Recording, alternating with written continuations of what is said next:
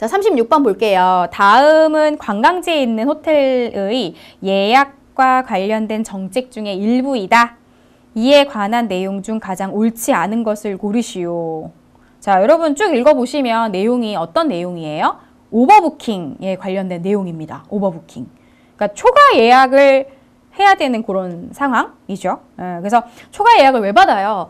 노쇼가 발생되기 때문에 받는 거잖아요. 그렇죠? 기업에서는 어떻게 보면 수율 관리 차원에서 이 오버부킹을 좀 받아놔야 노쇼가 발생했을 때 그들이 이렇게 채워질 수 있기 때문에 공실이 발생하지 않는다는 거죠. 그 얘기를 하는 건데요. 자, 여기서 가장 많이 나오는 문제 중에 하나가 이겁니다. 여러분들. 뭘까요? 재고 과잉 비용과 뭐가 있었을까요? 기억하세요? 자, 재고 과잉 비용과 재고 부족 비용을 구분하시는 문제입니다. 맞죠? 자, 재고 과잉 비용이 뭐였는지 기억하세요? 그 노쇼가 발생하면서 판매되지 못하고 남은 서비스 가용 능력. 그러니까 예를 들면 객실을 다 팔았어요. 근데 고객이 20%나 되는 고객이 나타나지 않았습니다. 그럼 그 객실은 버리는 게 되는 거죠. 그 버리는 객실의 비용이 뭐가 됩니까? 재고 과잉 비용이 되는 거죠. 그런데 재고 부족 비용은 뭐냐면 노쇼가 발생될 걸 생각해서 20%의 오버부킹을 받은 거예요. 그렇죠? 그랬는데 어머, 노쇼가 전혀 발생되지 않은 그런 상황입니다. 그렇다면 이 오버부킹을 받은 고객들한테 뭔가 피해에 대한 보상을 해줄 수 있어야 되겠죠. 그거에 관련된 게 뭐가 돼요? 재고 부족 비용이 돼요. 자, 그렇다면 자, 이 P호텔에서 진행하고 있는 이 시스템에 대해서 옳지 않은 것. 자, 그렇다면 초과 예약으로 인해 서비스 제공을 받지 못해서 발생하는 비용은 재고 과잉 비용이 아니라 뭐죠? 재고 부족 비용이 되는 겁니다. 그래서 이 문제는 여러분들이 재고 과잉 비용과 재고 부족 비용의 그 정의, 그렇죠? 이 의미를 모르시면요, 풀기가 되게 힘든 문제 중에 하나였습니다. 그렇죠? 자, 37번 문제 한번 보도록 하겠습니다. 자, 내용 한번 쭉 읽어보시고요. 내용을 한번 읽어보면 전문가들을 모셔놓고 설문조사를 반복적으로 해서 답변하고 또 받고 답변하고 또 받고 이러한 절차를 몇 번씩이나 반복했다. 뭐죠? 델파이 기법이 되죠. 네. 델파이 기법은 정성조사 방법 중에 하나고요. 뭔가 우리가 몇 번 왔다 갔다 하는 거기 때문에 정량으로 오해하실 수 있지만 전문가의 의견을 받는 거기 때문에 그것은 델파이 기법 정성조사 방법 중에 하나가 되겠습니다. 자, 38번 가도록 할게요. 다음은 S회사에서 채용을 위해 적용한 면접의 유형이다. 자, 이런 면접은 어떤 면접일까요? 이런 얘기가 나옵니다. 근데 내용을 쭉 읽어보니까 뭔가 굉장히 압박 면접을 하고 있는 것 같아요. 그렇죠? 미국에서는 잘했을지 모르지만 한국 시장이 호락호락할 것 같으냐 이러면서 뭔가 협박 아닌 협박 같은 그런 느낌으로 진행이 되는데요. 자, 이런 면접을 우리는 뭐라고 한다? 스트레스 많이 준다. 스트레스 면접이라고 얘기를 합니다. 그래서 이런 면접 방식은 주로 서비스 현장에서 좀 이렇게 불만 고객이나 이게 힘든, 그렇죠, 컴플레인 고객들을 많이 상대해야 되는 그런 고객들을 많이 만나는 직원들에게 테스트 차원에서 하는 경우들도 종종 있다라는 것도 함께 알아두시면 좋겠죠. 자, 39번 문제는 여러분 우리 1번에서 나왔던 내용이었습니다. 같은 내용이고요. 제가 모의고사 1회차에서 굉장히 자세하게 설명을 드렸기 때문에 혹시 이 내용에 대해서 궁금하신 분들은 1회차에서 한 번 더 돌려보시면 좋겠습니다. 자, 정답 몇 번이었었죠? 정답은 4번이었습니다.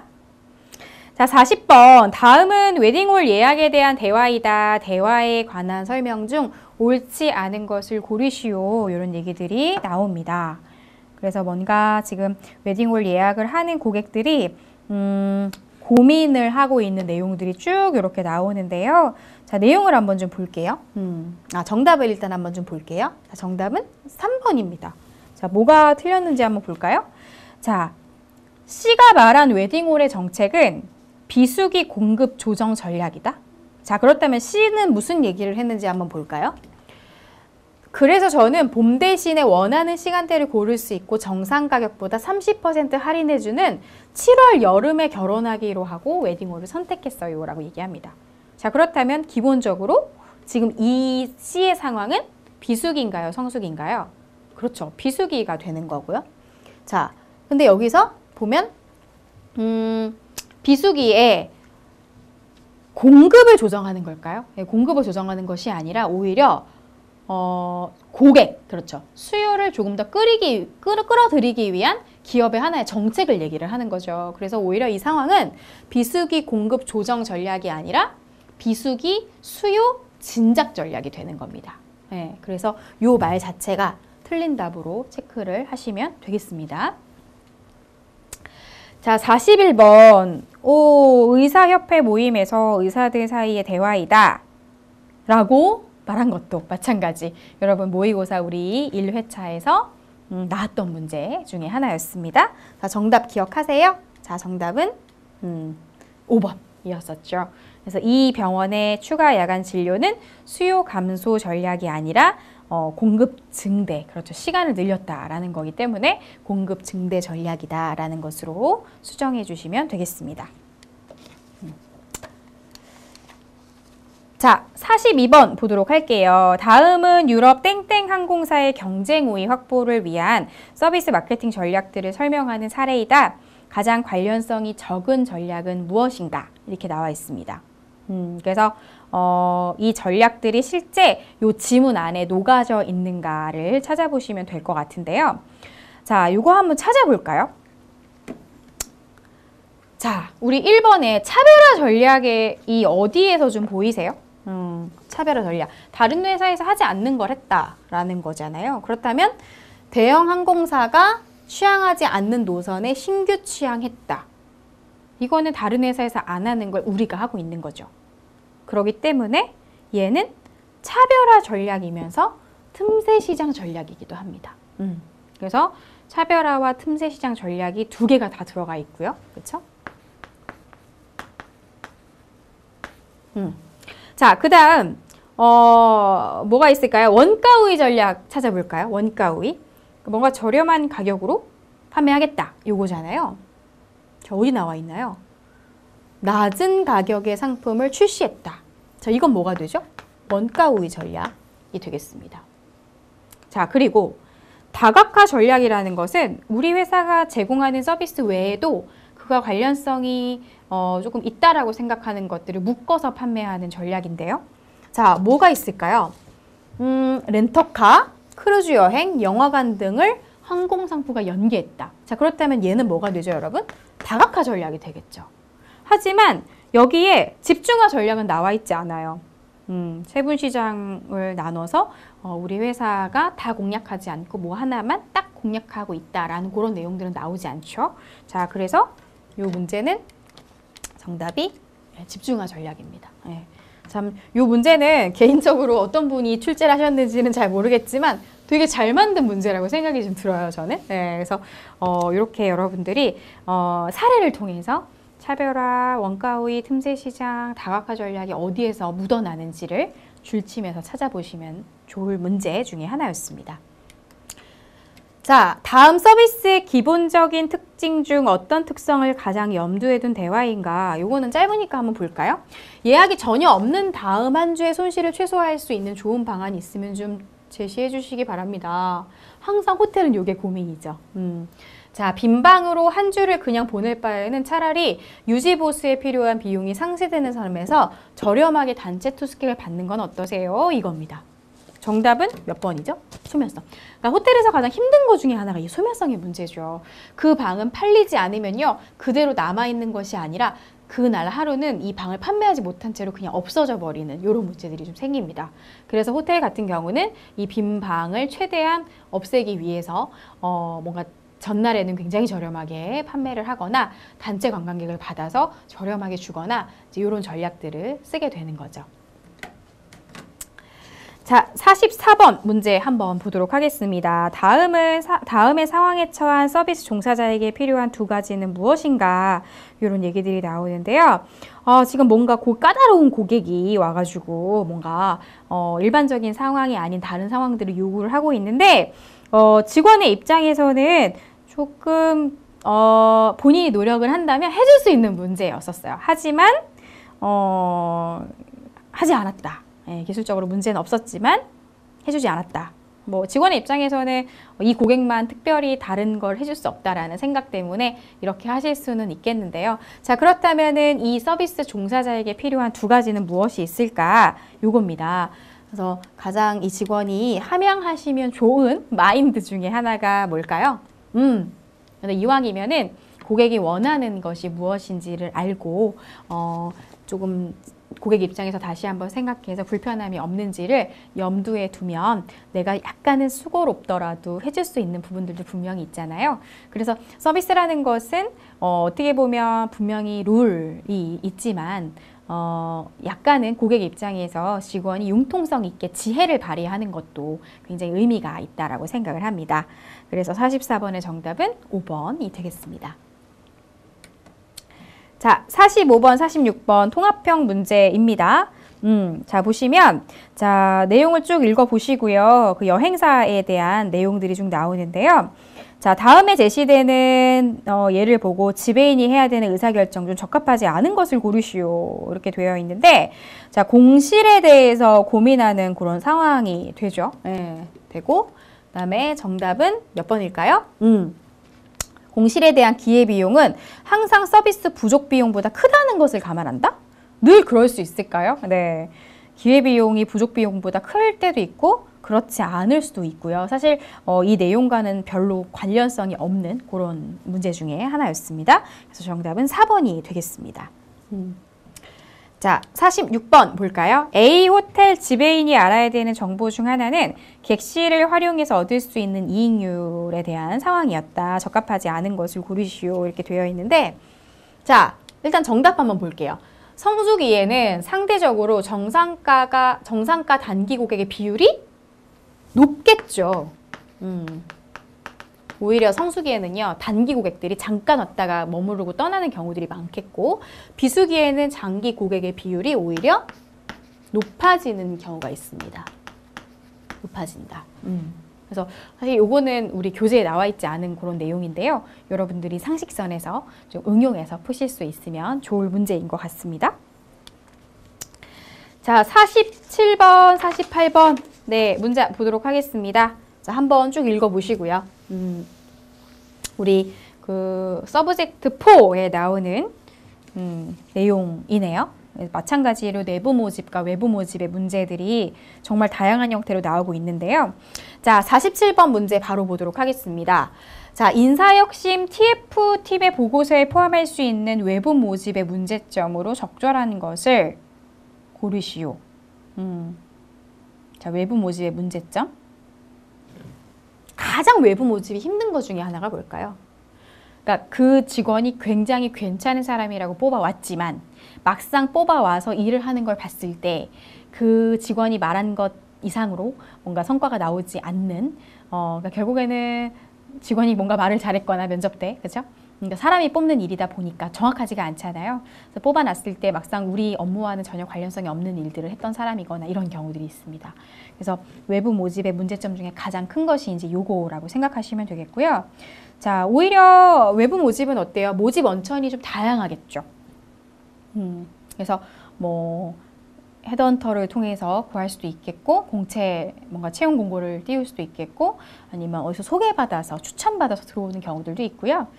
굉장히 모집 원천이 다양합니다.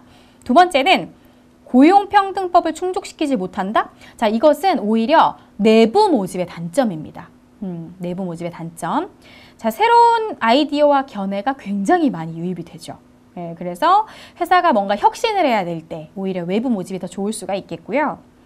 조직 내부 정치, 사내 정치 이런 얘기 하잖아요. 사내 정치로 인해서 좀 비효율적이 될 수 있다라는 것은 오히려 내부 모집의 단점이 되겠습니다. 정답은 5번이 되겠습니다. 자, 48번 볼게요. 인사혁신 TF팀이 대안으로 생각하고 있는 내부 모집의 장점으로 옳지 않은 것을 고르시오. 이렇게 되어 있는데, 자, 다 장점인데 얘만 단점으로 나온 게 하나가 있습니다. 자, 단점이 아니라, 자, 4번 정답 한번 볼게요. 성장기 기업에게 적합한 대학이다. 자, 성장기 기업에게 적합한 대학은 오히려 뭘까요? 외부 모집일 수 있겠죠. 외부 모집들은, 그러니까 내부 성장기 기업들 같은 경우는 이제 막 생겨난 지가 얼마 안 됐기 때문에 내부에 훌륭한 인력들이 많지 않을 수 있다는 거예요. 그렇기 때문에 오히려 성장기 기업에게 적합한 대안은 외부 모집이 더 좋을 수 있다라는 얘기로 고쳐주시면 맞는 답이 되겠습니다. 자, 49번, 50번 굉장히 긴 문장이 이렇게 쭉 있는데요. 한번 읽어보세요. 읽어보시고 자, 바로 문제 들어가도록 하겠습니다. 자, 위의 질문에서 언급된 애플과 롤스로이드의 경우가 해당되는 제품 서비스 통합 전략은 이렇게 되어 있습니다. 일단 우리 책에 나와 있는 거를 체크를 한번 해보면요.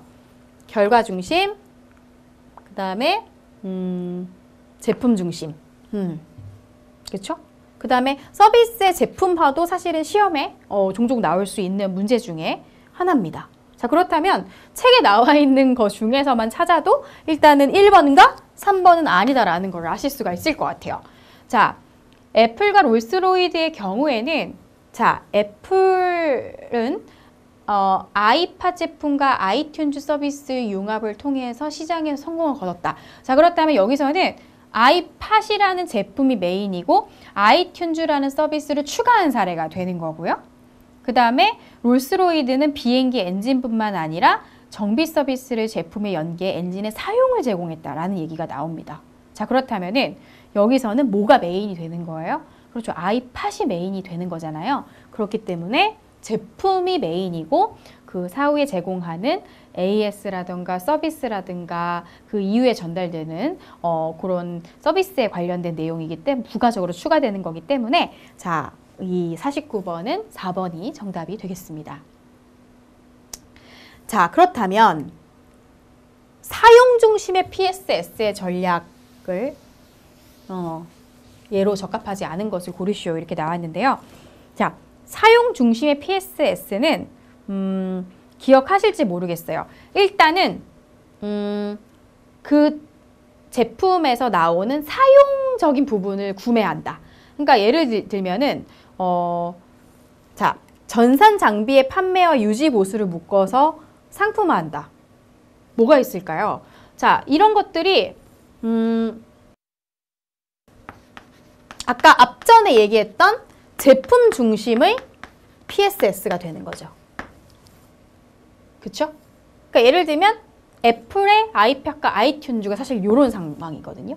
그러니까 제품을 미리 구매를 하시면 그거에 관련된 AS나 유지 보수를 추가로 해드리겠습니다. 하기 때문에 얘만 제품 중심의 PSS가 되는 거고 나머지가 전부 다 뭐예요?